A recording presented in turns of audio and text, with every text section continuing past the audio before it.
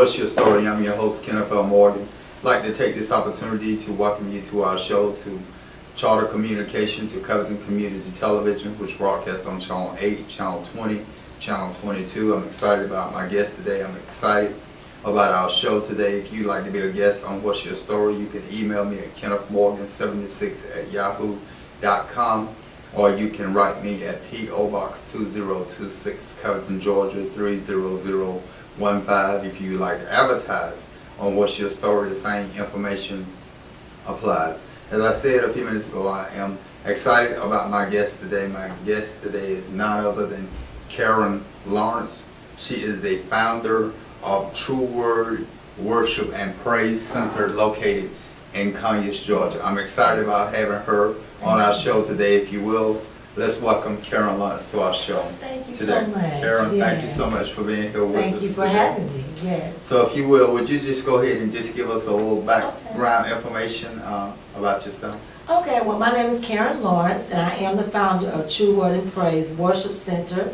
We're located in Conyers, Georgia, off of Farmer Road. I'm also the founder and overseer of United Fellowship Ministries, which is a collection of churches and ministries that come together to fellowship. And my dad's a pastor, so I think I've been in ministry since I remember, for a long time. And serving the community is something that he has taught me. So therefore, I try to transcend that even in my own ministry. So I'm excited to be here today, and I thank you for having me. Okay. All right. Well, if you will, let's just go ahead and give us some background as far as your ministry, whatever type of outreach programs that you have going on. Yes, definitely. Well, True Word and Praise, again, we're located in Conyers off of Sigmund Road and Farmer Road, and we do various outreaches, from computer classes to Spanish classes to an intervention program for children, especially like during the summertime when it's getting, kids are out and it's hot and they have nothing to do. And I believe in serving an intervention for children to have a connection between the school, the community, and even the house. So what we do is we work from a volunteer perspective. I believe it takes a community to raise a child. I really do believe in that saying. And so what we've done in the past is we've had volunteers from the community. We've had parents to come in and volunteer.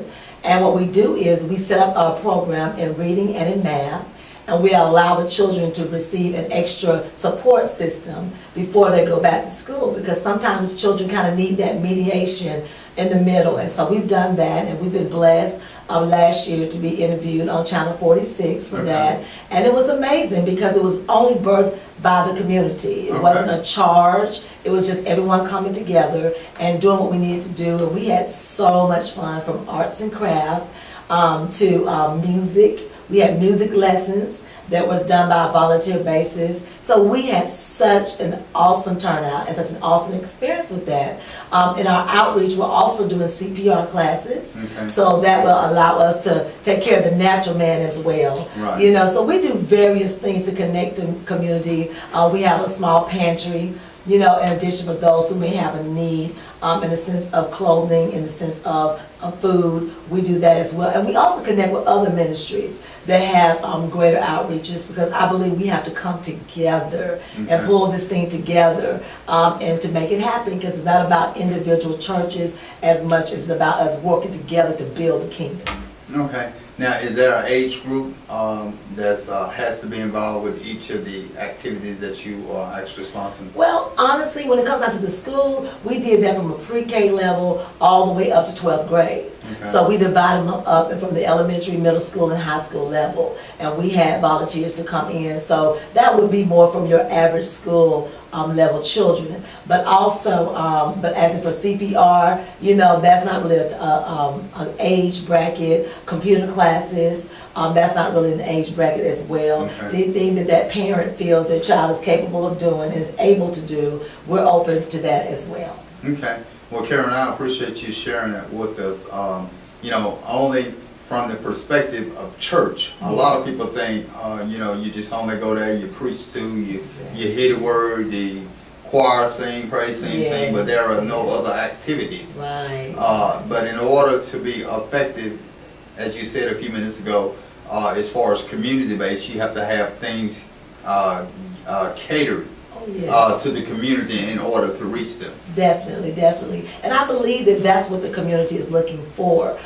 We understand the spiritual side of church and ministry, and we love that and adore that. But as well, sometimes people need help with the inner man, the natural man. Right. How do I connect to resources? We understand with everything that is going on in the economy, people are struggling in various areas. And sometimes people are struggling financially. They don't know how to make a connection to get support. Sometimes they need to be built up in their academic standpoint, or even their ability to even acquire a job, or how do I do this or do that. I believe in helping people get to where they're going, not pushing them, not controlling them, but kind of assisting them and aiding them and linking in and helping them to get to where they're going. And that's really what our ministry is about. We push people forward and trying to be what God called them to be. And my understanding of God is there's a spiritual side that God calls us to, but then there's a natural side Exactly. that we're called to as well. You know, I was a teacher for several years, and I was called to work with special needs children. That is something I truly adore and love, is special needs children, as well as, you know, all kids. But that's my gift. I just naturally have that gift with special needs children.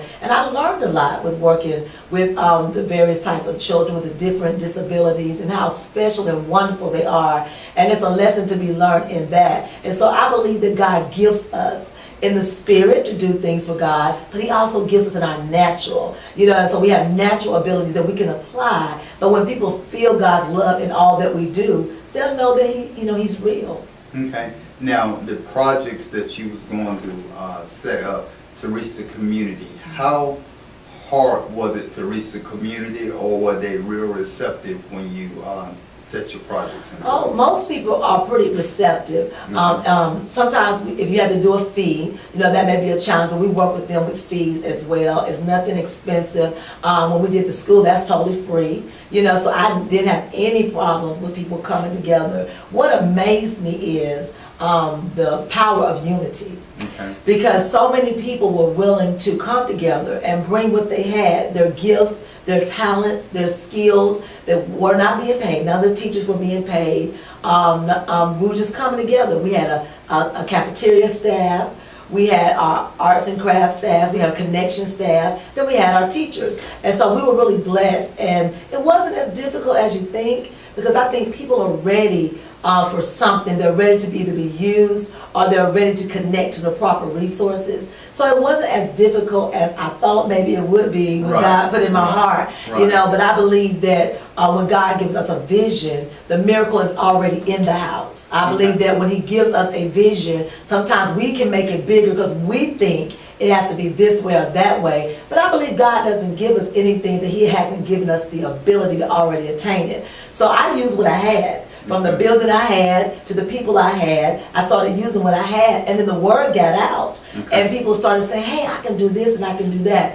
Even for the computer classes, the miracle is already in the house. I already have someone specialized in that. So I used their gift and said, hey, can you give this back to the community? From the CPR classes, I already have someone who's certified for that. So I said, hey, do you mind using that gift and giving it back to the community? And I believe we have to look at ourselves as a gift not just to the church, but a gift to the world. And so therefore, whatever I can do, for me, is special needs children. So what I do right now is I advocate. You know, I go into IEP meetings, I sit with the parents, I help them understand the language of the IEPs, I help and assist in the school system. You know, so you use your gift, you know, to the world, and I believe that makes a greater impact. So getting it going, when you stay in that parameter of what God has told you, is not as hard as you think. Okay.